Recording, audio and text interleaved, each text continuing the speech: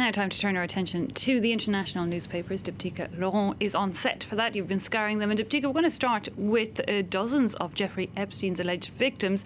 They've been in court telling their stories. That's right. Their stories of alleged abuse at the hands of Jeffrey Epstein. It was an extraordinary hearing in New York. The wealthy financier, of course, committed suicide in prison earlier this month. He was accused, among other things, of running a sex trafficking ring. His alleged victims will never get justice for the crimes that they accuse him of.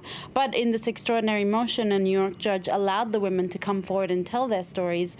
They spoke of being manipulated, coerced, threatened, and sexually abused, sometimes raped as teens, describing being taken advantage of in conditions of poverty, extremely vulnerable conditions. Many of them still teenagers when this abuse happened.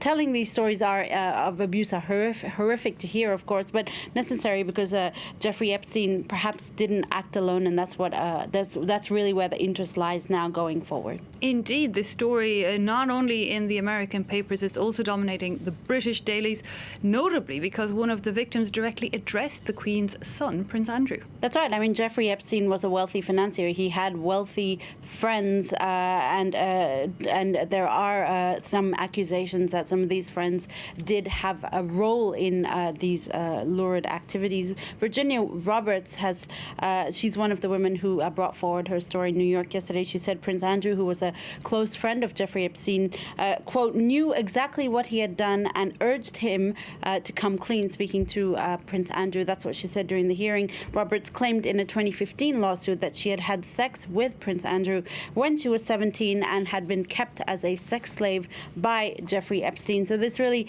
dominating a lot of the British papers. It's on the front of Metro as well, and really supporting claims that Jeffrey Epstein's powerful and wealthy friends not only knew of his activities, but may have, again, this is all very hypothetical, may have even used his sex trafficking ring, obviously not naming any names, but this is where the interest is going forward. The Brit Daily Metro noting that Virginia Roberts' lawyers also now want to interrogate the royal about any knowledge he had. Okay, a story that is far from over there, Diptyka. Let's move on, though, to the fires in the Amazon rainforest. A lot of focus on the Brazilian government and whether or not it would or would not take the financial aid offered in helping to fight the fires. That's right. After refusing now, Brazil said it would be willing to accept the money if it can decide itself how to use that money. The Swiss cartoonist Chapat penning this illustration for Le Temps, the Swiss paper today. The ground beneath the Amazon rainforest, of course, is Brazilian property, but the repercussions of those fires that you see in that those gusts of smoke there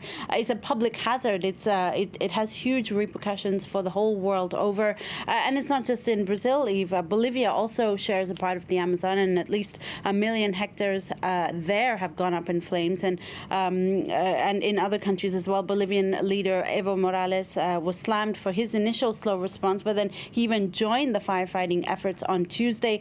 Bolivia, however, is extremely under-equipped. There are only about 2,000 professional firefighters battling those blazes.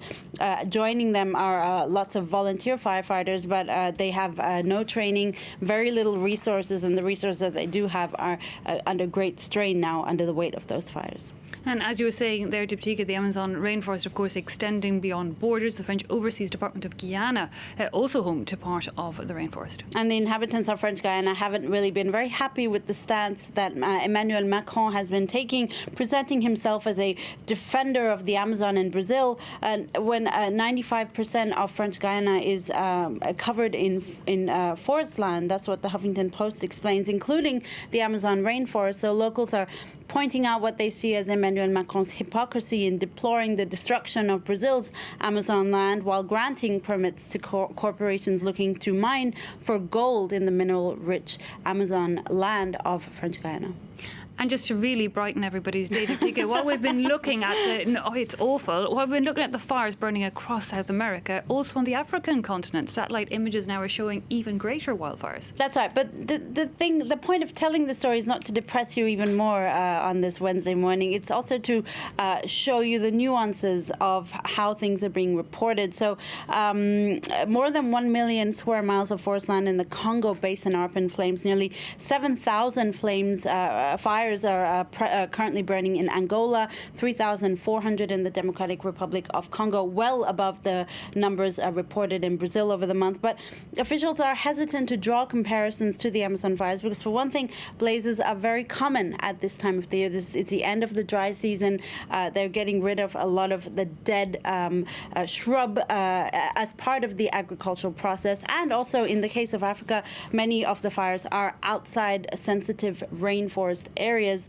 But it's still worth. That's what the British tabloid The Sun explains. It's still worth reporting, but maybe not worth getting hysterical about either. Okay, that's good to read, Diptyka. Finally, from you, the world's oldest parasite DNA has been discovered. Tell us more. Who was looking for it to start with? Scientists were looking for it, and the only reason I am telling you about this today is because I get to say prehistoric puma poop on air. That's a first. The ancient parasite DNA was actually found in the prehistoric puma poop dating back 17,000 years. They were found in a cave in northwest Argentina, and in the feces was the oldest parasite DNA that actually came from a type of roundworm that still exists and infests animals today. The specimen, I mean, you have to ask yourself, how on earth was that specimen so well preserved for so many years? Apparently, the cool temperatures inside the rock shelter, as well as the high salt concentration and rapidly drying poop, allowed the specimen to remain for all these years. It's actually really important because it allows scientists now to observe how different types of parasites are evolving over time, maybe changing their behavior and affecting animals. Okay, Diptyka. Parasite poop. Always one. There, you got it in one last time. Always want to spot those original stories. Diptyka Laurent, thanks a lot for that look at the international papers.